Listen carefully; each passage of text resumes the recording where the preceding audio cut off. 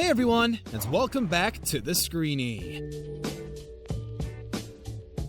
Steve Harvey is more than just a comedian. He's a national institution. The comedian/actor/talk show host has done incredibly well for himself considering he didn't break into the industry until he was over 30 years old. Just like his best pal, Dr. Phil, he's worth a fortune as a staple of American television. Things just wouldn't be the same without this cat, would they? That being said, join us as we take a look at things you didn't know about Steve Harvey. You might be surprised. Before we begin, make sure to subscribe to our channel for more amazing videos about your favorite movies and TV shows.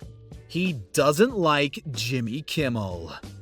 While the pair travel in the same circles and have appeared on each other's shows a few times, word on the street is that Harvey isn't a big fan of his fellow talk show host. Back in 2015, Steve made a huge mistake live on TV while hosting the Miss Universe pageant. Just in case you somehow managed to miss it, we'll do a quick recap. When he announced the winner, he managed to say the wrong name. The poor contestant was crowned and given her sash before Steve revealed his mistake, and watched on in awe as the prize was taken away from her and given to the rightful winner.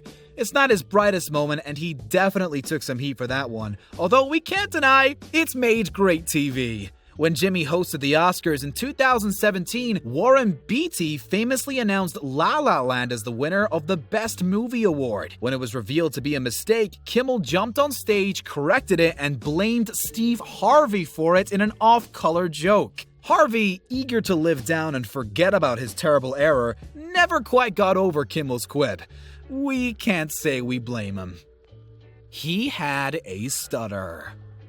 Back in the day, Steve wasn't the confident showman that we know and love. In fact, he was a kid with a speech impediment. His schoolmates teased him and called him va-va-voom because he couldn't pronounce the word volcano in class. Steve didn't want to give up and was determined to overcome his speech problems, if only just to quiet the bullies once and for all. It was a man that worked at a local deli that trained him to overcome his speech issues by coaching him on how to slow down and repeat difficult words to himself 3 times before voicing them to other people. It just goes to show anyone can overcome anything if they want to do it hard enough. Good on you, Steve. Don't let the bad guys grind you down. He was sued by a single mom. Steve looks like a nice guy, but let's face it, much like his best pal Dr. Phil, he's in it for the ratings. In April of 2018, April had fitness model and single mom Dominique Collier appear on the show. Collier claims that the producers told her the show would show her in a positive light as a professional single mom. Unfortunately, when she turned up, it was a different story. According to the lawsuit papers, the model turned up to the shoot dressed in conservative attire, but the producers made her get changed into a halter top and tight skirt. When the show got underway, the audience voted on Dominique's looks, with some saying she looks like a whore, slut, and saying she probably had daddy issues. Ouch!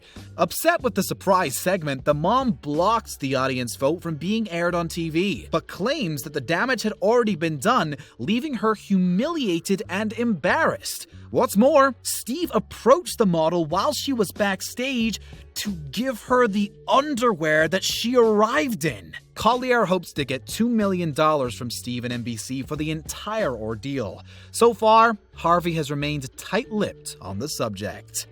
He's got 7 kids.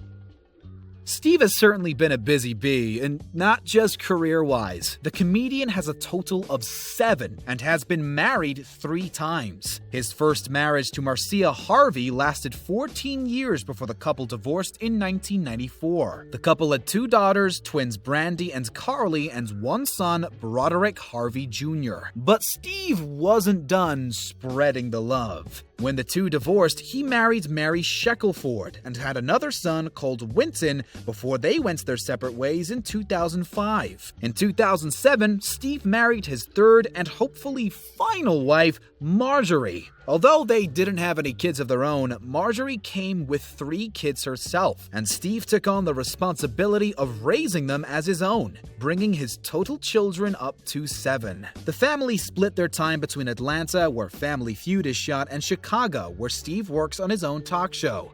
That's a lot of presents to come by Christmas time, but luckily this guy has the cash to make it work.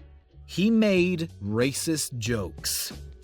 Some comedians like to push the boundaries when it comes to what jokes they can make, but you don't really expect it from Steve Harvey. At least, not the one we know and love today. Steve is known for being a family guy, someone that cracks harmless jokes that don't need to be aired after the kids have gone to bed. But in 2017, he made a big mistake. While hosting his show, he took aim at Asian men in a now infamous segment. He basically said that they were worthless and ugly, and that no woman in their right minds would date them, which is obviously not the case at all. His comments caused quite the stir in the Asian community and also caught the attention of New York politicians and author Eddie Huang, who publicly denounced him for the ill-mannered jokes. Harvey had no choice but to make a public apology both on the show and on Twitter, stating, "I offer my humblest apologies for offending anyone, particularly those in the Asian community. It was not my intention, and the humor was not meant with any malice or disrespect whatsoever." Well, how did you think it was going to go, Steve? He was homeless. As far as rags to riches stories go, Steve is right up there with the best of them. Most people assume that famous people have worked hard their entire life to get their breakthrough, but Steve didn't even think about becoming a comic until he was 27. Even then, the worst was yet to come, and from the ages of 30 to 33, Steve didn't have a home. Instead, he lived in his car. On the odd occasion that he would land paid gigs, they would sometimes provide a hotel for him to stay in. In the meantime, Harvey would shower at gas stations or at public swimming pools. Thankfully for Steve, people actually found him funny, and by the early 90s, he had caught the attention of ABC and landed a starring role on Me and the Boys. In an interview reflecting on his tough times pre-fame, Steve voiced his appreciation for God and said he simply leaned on his faith, trusting that the Almighty had it all worked out for him. The rest, as they say, is history. He's pretty filthy. Whenever you see Steve, he's suited and booted and perfectly groomed, right? But it wasn't always so. Whenever you see Steve on TV, he's always wearing a suit. You never see this guy in jeans and sneakers, but his outfits were a little dated to say the least. According to his wife, it was her that banished the 80s style getups, telling him that she didn't want to be married to a pimp anymore. What a burn! Not only did Mrs. Harvey spill the beans on how she restyled her husband for the better, but she also let slip that he is, in fact, pretty gross around the house. "If you are ever looking for Steve," she said, "you never have to wonder where he is because there is a trail. When he gets home, it's his briefcase. If he's eating food, it's all over the house. Even when I first met him, I was like, is he seriously going to leave this here? I would start cleaning up, but he was like, I have a housekeeper.